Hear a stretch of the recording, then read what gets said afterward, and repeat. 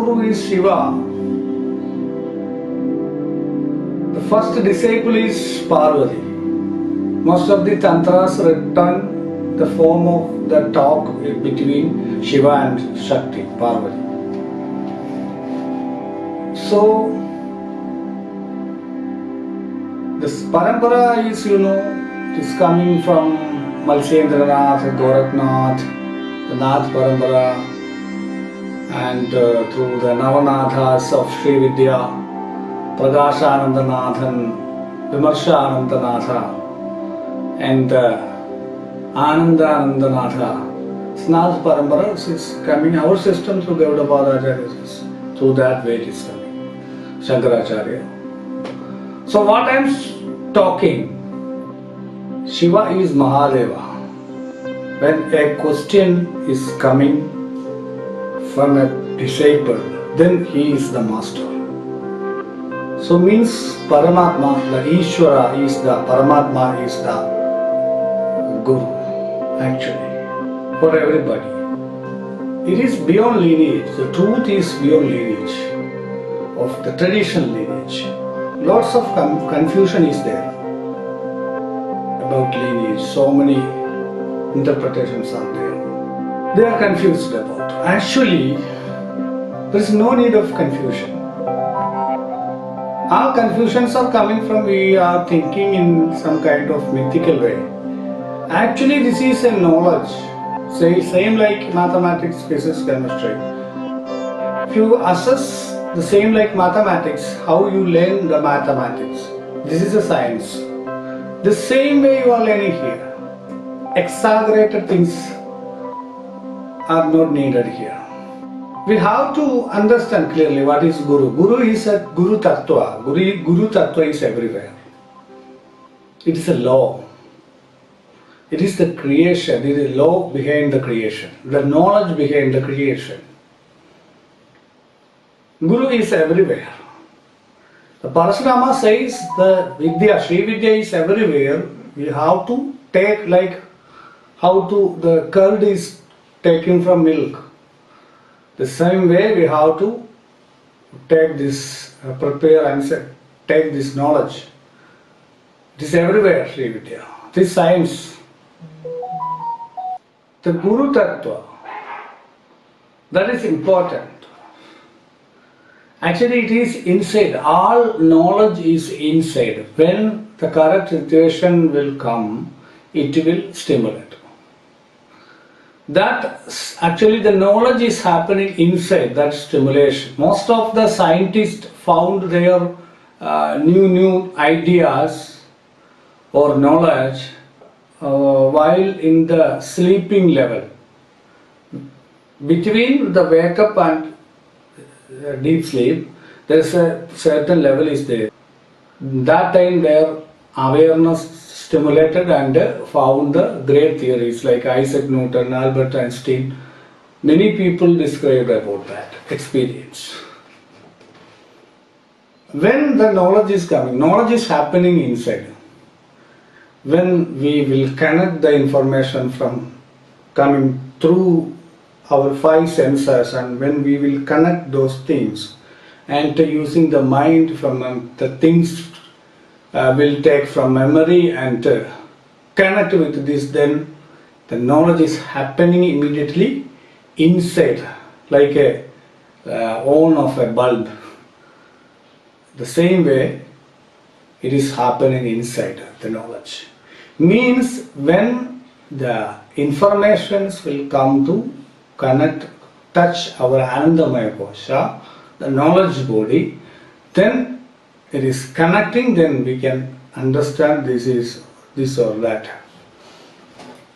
So this is the main secret of knowledge. If we are not in awareness, we cannot understand the things properly.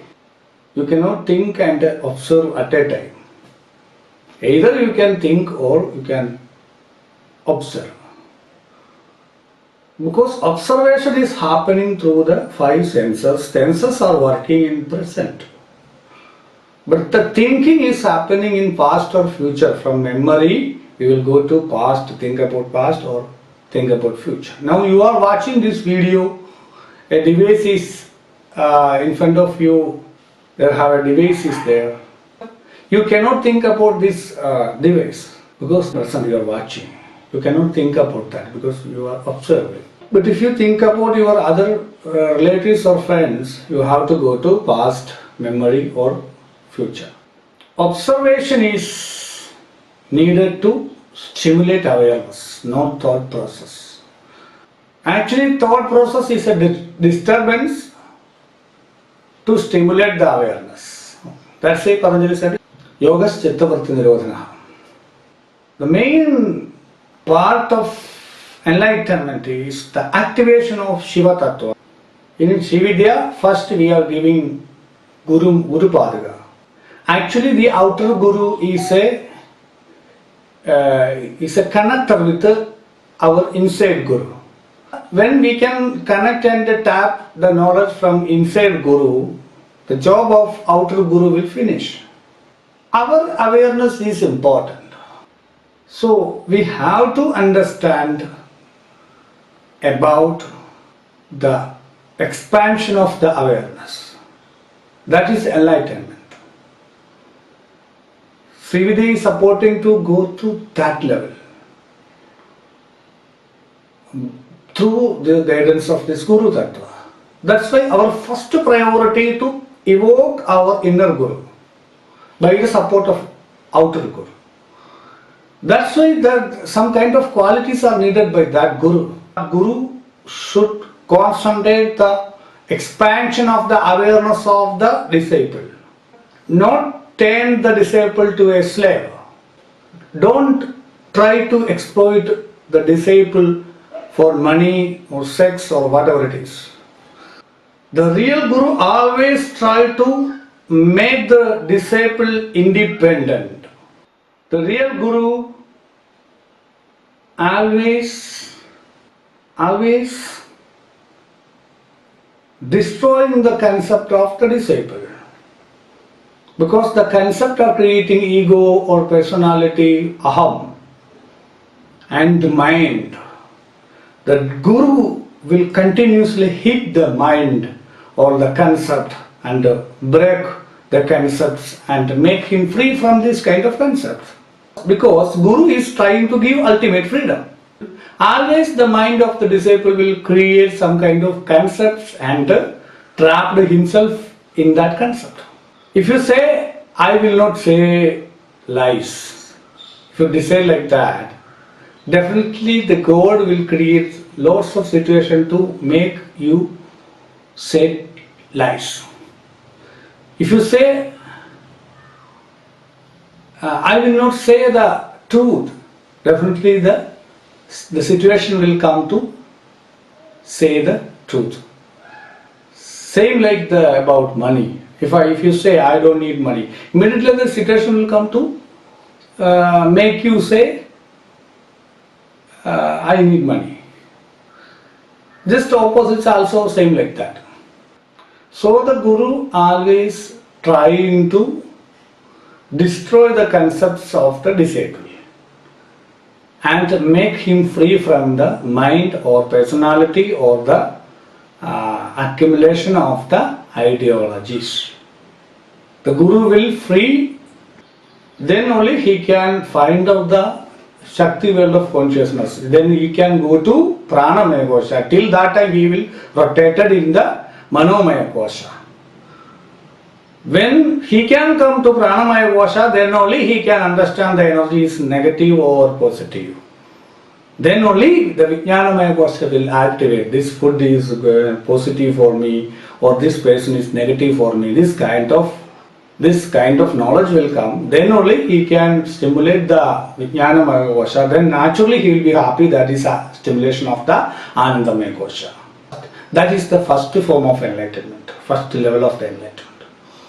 Free from our internal chattering of the mind or internal thought process, the catch up of the mind, we have to free from that.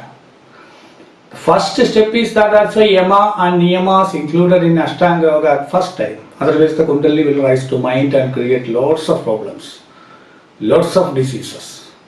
The Guru Tattva can stimulate only through the senses, not through the mind. That's why Tantra is giving importance to the Panchopachara Puja, stimulating the senses, ringing bells and chanting mantras and the dhuba smells, smoke and sandal to touch and all using the Vigraha for looking. If you're thinking about God, it is thinking past. But if you're looking at Vigraha, Visheshana Grahyate iti Vigraha, Sriyantra or Vigraha, definitely you will be in present. Both are entirely different. One is internal, the process of looking something. It is connecting to awareness. But if you are thinking something, it is external. Because mind is an external organ. Mind is created by Nama Rupas, figures and names. It is past recorded data. It is past, not present. Present is the real knowledge. Through the observation, only through the observation we can experience the enlightenment. It is fact. It is also same in Zen Buddhism. The Shivida is also same the thing is saying in the first level of the Bala activation of the Sarvasha Paripura Chakram. It is the deities of sense organs, Shabdagashana, Sparshagashana, Rupagashana, Rasagashana, Gandhagashana. These kind of deities are there.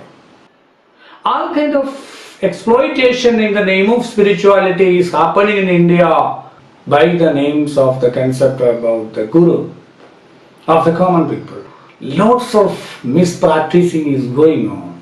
It is not going to help to attain self-actualization. Even in the field of Tantra also, so many gurus are cheating the people. They are exploiting money and sex and many things in the name of Panchamagara sadhana in Tantra, Bhairavi sadhana. So it is not correct. That's why I am saying the real symbol of the Gurus. It is same like your mathematics teacher.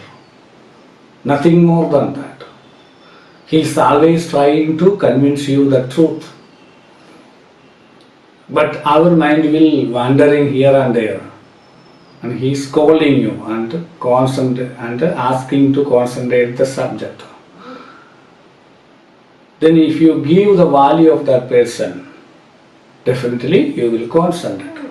Person is, if one guru is coming to your house and teaching you, you will not give any importance for that person. Because somebody is coming to my house, it is the need of others. They are coming for their needs. So we will not, our subconscious mind will not take the seriousness. But if you go in some institution and learn and spending 1 lakh rupees, definitely you will be that much of serious.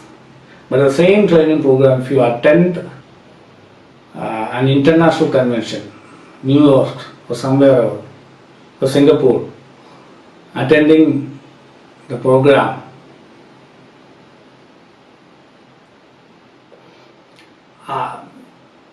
the things already is laying everywhere. We are not catching that because of the mind, the ego. When we will give the samarpan, dedication and seriousness and surrender, then only it will happen, the knowledge will rise automatically itself. The black clouds will remove and settle down. The truth itself burn out. That is enlightenment.